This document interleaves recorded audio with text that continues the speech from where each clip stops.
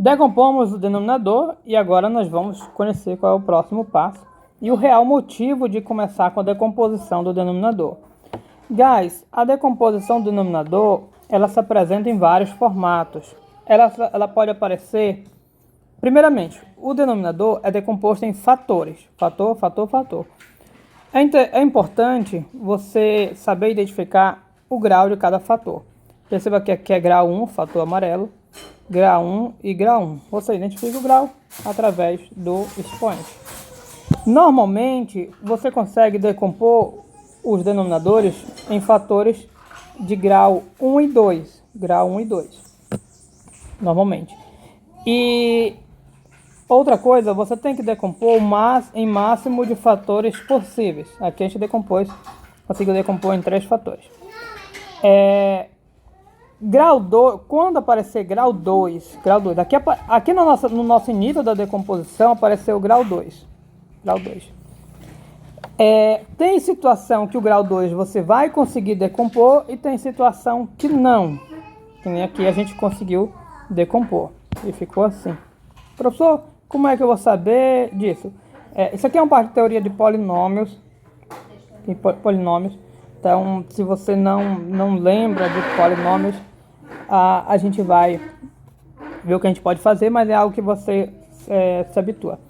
Então, quando você decompõe e você encontra um fator de grau 2, né, a gente encontrou aqui, tem duas situações. Ou você vai conseguir decompor ou não. Caso você consiga, tá aqui, a gente decompôs. Mas se você não conseguir, aquele fator ganha um nome. É chamado de fator irredutível do segundo grau. Então, quando eu falar em fatores irredutíveis do segundo grau aqui, é para você saber que eu estou me referindo aos fatores de grau 2 que não dão para decompor.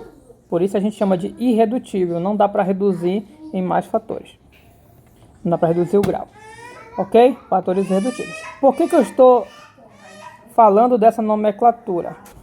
Então, com a nomenclatura em mãos estabelecida, vamos falar da decomposição em frações parciais.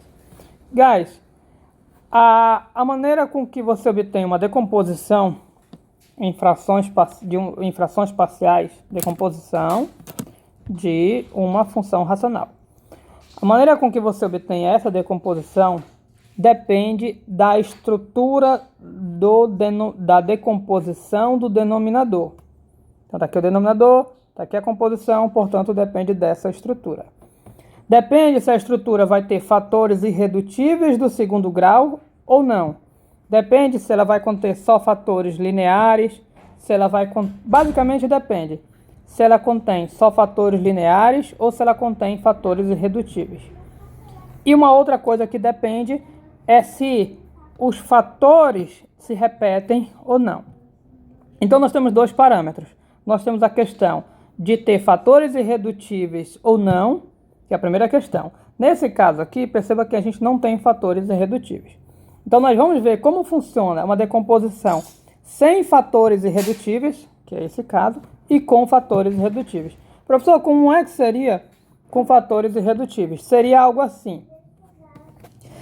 Vamos só supor, só por um momento, que aqui não fosse x mais 2. Só por um momento, tá? É hipotético, é uma hipótese. A gente vai fazer algo hipotético. Supor que tivesse x quadrado mais 4. Esse x quadrado mais 4, você pode conferir, ele não dá para decompor, ele é irredutível. Então, se fosse dessa maneira, a nossa decomposição tinha um fator irredutível, que é esse, fator irredutível. Ou seja, no nosso processo de decomposição em frações parciais, que vocês ainda não sabem o que é, porque a gente ainda não viu, mas a gente vai precisar saber se tem ou não fator irredutível. Primeiro parâmetro que vai levar em consideração. Mas de modo geral, já vou para o segundo parâmetro, deixa eu dar uma adiantada. Se não tem fatores irredutíveis, você consegue decompor assim. Lembra do que eu falei da quantidade de fatores? Aqui tem 1, 2, 3. A quantidade de fatores vai determinar a quantidade de parcelas de frações parciais. Se vocês lembrarem bem, a gente falou que a gente vai decompor isso em uma fração, outra fração, chamadas frações parciais. Então, como nós temos 3, na verdade não é nem esses fatores, guys, é o grau aqui, é o grau mas se não foi redutivo. Mas enfim, ok. Então, quando você for decompor em frações parciais,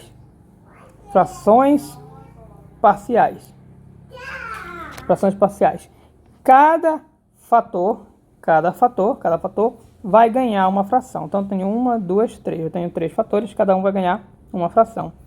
Ou seja, eu vou ter um x. Se eu falar isso agora para vocês, vai confundir a cabeça de vocês. Como é que eu vou... Deixa eu colocar. Calma. Depois eu coloco. Vamos estabelecer. Então, a técnica de frações parciais depende de se tem fatores irredutíveis ou não. Aqui não tem fatores irredutíveis, a gente vai decompor de uma maneira e depois a gente vai decompor com fatores irredutíveis. Guys, o caso sem fatores irredutíveis é o caso mais simples. Como é que eu decomponho? Vou colocar aqui para vocês. Para isso, eu vou pegar aqui toda a nossa função racional, que é a função que eu quero decompor. Eu vou colocar ela aqui embaixo. Eu vou escrever, vou pausar aqui para eu. Então, sem enrolation, veja como é simples a decomposição em frações parciais.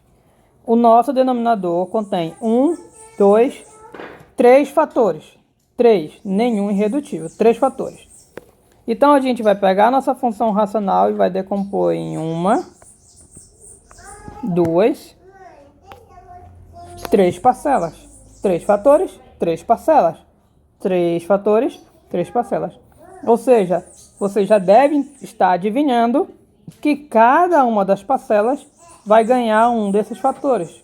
E de fato, então, a primeira parcela vai ganhar o fator x no denominador.